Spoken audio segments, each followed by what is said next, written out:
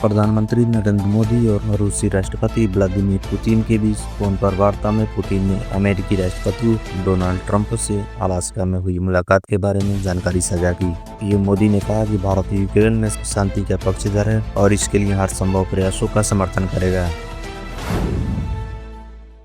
संसद भवन परिसर में विपक्षी सांसदों ने मतदाता सूची कथित वोट चोरी के विरोध में प्रदर्शन किया। इस आंदोलन का नेतृत्व कांग्रेस अध्यक्ष और राज्यसभा में विपक्ष के नेता मल्लिकार्जुन खड़गे ने किया।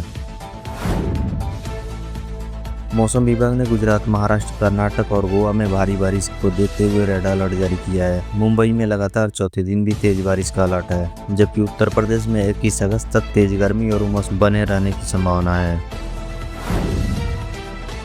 गुवाहाटी हाईकोर्ट ने असम के बीघा हसाओ क्षेत्र में 3000 बीघा भूमि एक निजी सीमेंट कंपनी को देने पर गंभीर सवाल उठाए हैं। अदालत ने सरकार को फटकारते हुए कहा कि क्या पूरा जिला ही कंपनी को सौंप दिया गया है।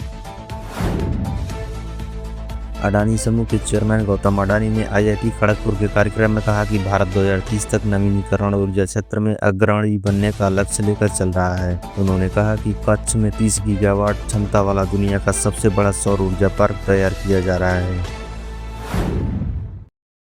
भारत ने अमेरिका की विमान निर्माता कंपनी बोइंग के साथ 31,000 करोड़ रुपए की यात्री विमान सौदे को रोक दिया है। विशेषज्ञों का मानना है कि यह कदम भारत और अमेरिका के बीच कूटनीतिक तनाव का संकेत है। सुप्रीम कोर्ट ने दिल्ली में बारिश और खराब सड़कों की स्थिति पर चिंता जताते हुए NHAI से सवाल किया कि जब सड़कें अधूरी हैं तो टोल टैक्स क्यों वसूला जा रहा है। अदालत ने पहले भी निर्माण पूरा होने से पहले टोल वसूली पर फटकार लगाई थी।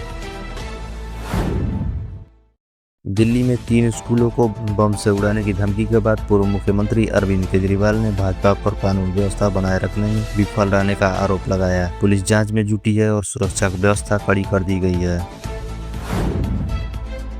शोध में पाया गया है कि 65 डिग्री सेल्सियस से अधिक तापमान वाले चाय या कॉफी जैसे गर्म पेय पदार्थ लंबे समय तक पीने से अन्ननाली के कैंसर का खतरा बढ़ सकता है। WHO ने पहले ही ऐसे पेयों को संभावित कैंसरजनक श्रेणी में रखा था।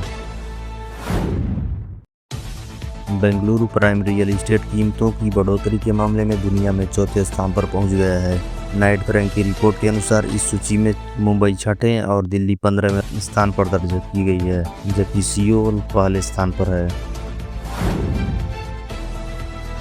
इंडिया गठबंधन ने मतदाता सूची संशोधन और कथित वोट चोरी को लेकर राजधानी दिल्ली में चुनाव आयोग के खिलाफ प्रदर्शन तेज कर दिया है। मल्लिकार्जुन खड़गे के कक्ष में हुई बैठक में विपक्षी नेताओं ने मुख्य चुनाव आयुक्त के खिलाफ महाभियोग प्रस्ताव पर चर्चा की।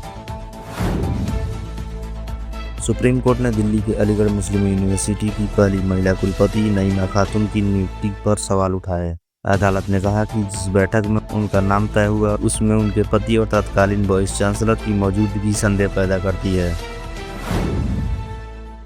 शिवसेना UBT नेता संजय राउत ने महाराष्ट्र के राज्यपाल CP राधाकृष्णन को उपराष्ट्रपति पद का उम्मीदवार बनाए जाने पर स्वागत किया। उन्होंने कहा कि यह फैसला निश्चित तौर पर सराहनीय कदम है।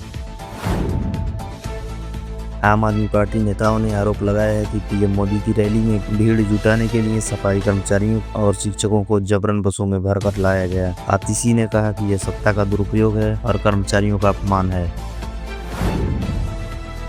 सपा सांसद वीरेंद्र सिंह ने चुनाव आयोग की प्रेस वार्ता पर तंज कसा और कहा आयोग विपक्ष के सवालों का जवाब देने के बजाय भाजपा का स्क्रिप्ट पढ़ रहा है। दिल्ली के पूर्व शिक्षा मंत्री मनीष सिसोदिया ने शिक्षकों को PM मोदी की रैली में भेजने पर भाजपा पर हमला बोला। उन्होंने कहा कि यह शिक्षकों का अपमान है और भाजपा को इसके लिए माफी मांगनी चाहिए। अखिलेश यादव ने आरोप लगाया कि चुनाव आयोग जानबूझकर पिछड़े समुदाय का वोट काट रहा है। उन्होंने कहा कि भाजपा को फायदा पहुंचाने के लिए मौर्य, पाल, बघेल और राठौर जैसे समुदायों के मतदाताओं के नाम मतदाता सूची से हटाए जा रहे हैं। सुप्रीम कोर्ट ने झारखंड के DGP अनुराग गुप्ता की नियुक्ति को चुनौती देने वाली अवमानना याचिकाएं खारिज कर दी हैं। अदालत ने कहा कि अवमानना कार्रवाई का इस्तेमाल राजनीतिक प्रतिद्वंदिता के लिए नहीं किया जा सकता और ऐसे विवाद जनता के बीच जाकर ही सुलझाए जाने चाहिए।